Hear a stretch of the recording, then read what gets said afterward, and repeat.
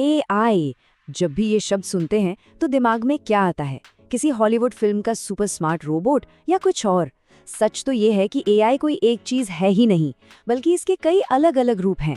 तो आज न इसी पहेली को सुलझाते हैं और एआई के टाइप्स को एकदम आसान भाषा में समझते हैं।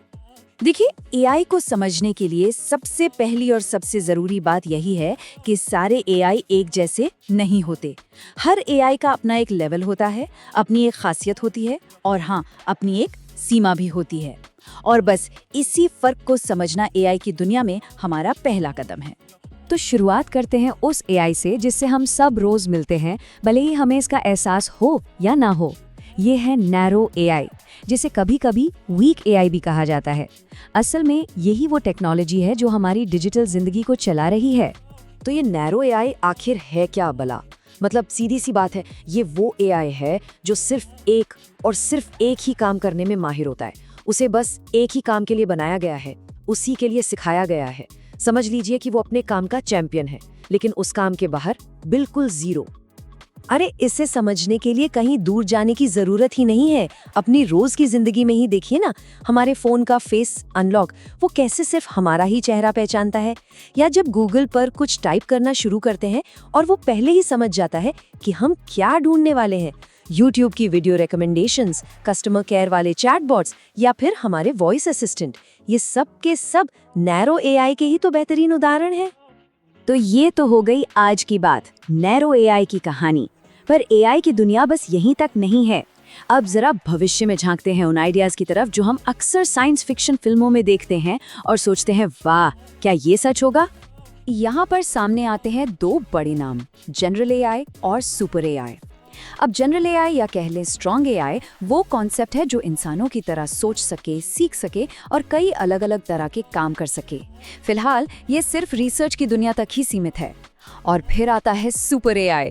भाई, ये तो वो आइडिया है जो इंसानों से भी कई गुना ज्यादा होशियार हो। आज के लिए ये बस एक साइंस फिक्शन कल्पना ही है।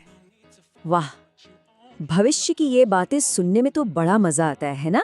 लेकिन चलो वापस जमीन पर आते हैं, आज की हकीकत पर, और समझते हैं कि अभी राइट नाउ क्या चीज सबसे ज्यादा मायने रखती है।